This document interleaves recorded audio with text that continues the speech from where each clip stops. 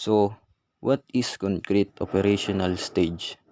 This is the stage in which children develop logical reasoning abilities and the ability to interpret discussions, as well as the ability to use these abilities in familiar contexts and situations. According to Jean Piaget, children in the concrete operational stage were skilled at employing inductive logic, going from a specific experience to a broad principle is what inductive logic entails. For example, when you're around a cat, you get itchy eyes and a scratchy throat, which is inductive logic. The child may conclude that he or she is allergic to these animals as a result of his/her encounter. This period lasts around 7 to 11 years of age and characterized by the development of organized and rational thinking. Fagit 1954 considered the concrete stage a major turning point in the child cognitive development because it marked the beginning of logical or operational thought. The concrete operational stage is also marked by decreases in egocentrism, while children in the preceding stage of development or the pre-operational stage struggle to take the perspective of others. Kids in the concrete stage are able to think about things the way that The others see child them. can use logic to solve problems tied to their own direct experience but has trouble solving hypothetical problems or considering more abstract problems.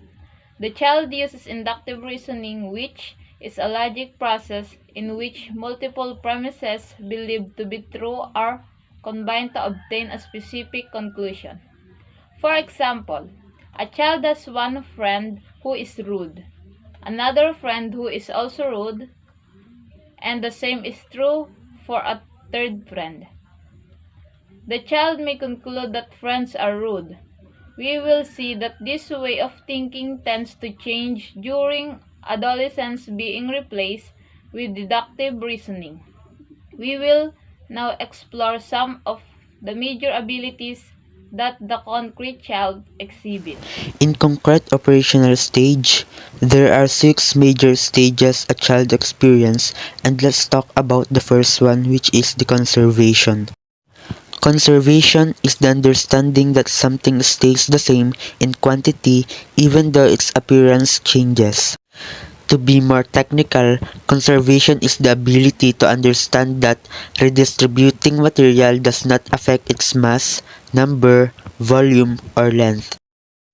In this stage, I will give you an example.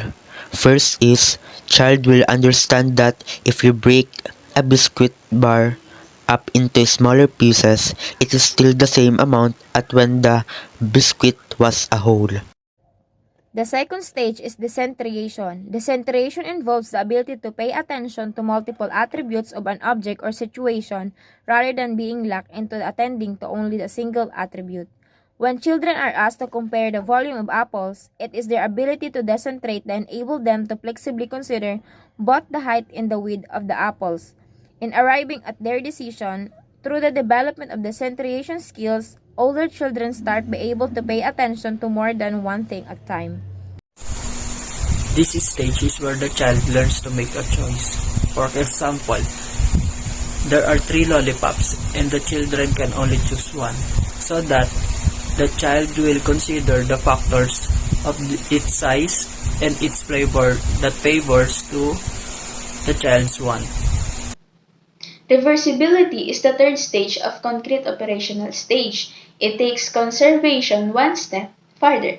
Children capable of conservation appreciate that an object quality is not altered simple by transforming how that object appears. Children capable of reversibility appreciate that if an object quality is altered through subtraction or addition, the object's original quality can be restored by reversing the alteration. This capability is enabled in large part through the maturation of children's memories so as to enable their retentions of awareness of a series of events and their ability to run backwards through those remembered events so as to see how something transformed could be restored to its initial state. Third level of concrete operational stage is reversibility. Incredible with the true concept of conversation. Children were likely to understood that the appearance of object changed from its natural state have the same quality to its original state. Children who understand conversibility, reversibility, understand that if the quality of an object is changed by real reduction or additions, the entity's natural quality can be be regained by reverting the change. This capability is supported in a part by maturation of children's memory, which allows them to retain knowledge of a series of events and run backwards through those remembered events to discover how anything transformed can be restored to its original The states. fourth stage, which is classification, Piaget also believed that children in middle childhood master hierarchical classification, the ability to simultaneously sort things into general and more specific groups. Using different types of comparison, most children develop hierarchical classification ability between ages 7 to 10. The ability to perform hierarchical classification is very useful to children in school, as they begin to understand and appreciate science and social studies.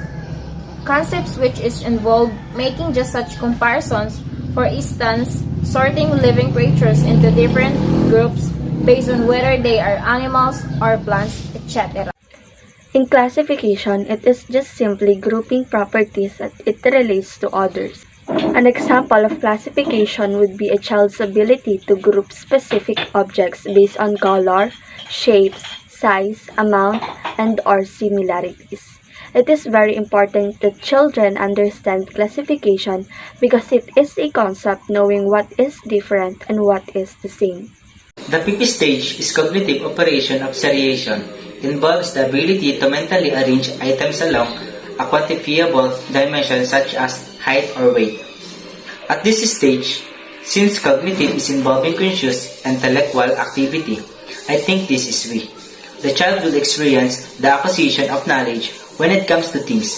They have the ability to arrange items with their minds, and of course, this also includes changing their height and weight.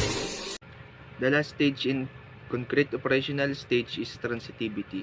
It is the understanding about the relationship of elements in a series. For example, if A is taller than B and B is taller than C, who is taller, A or C? The answer is A. Since A is taller than B and B is taller than C, then it implies that A is the tallest of the three and therefore taller than C.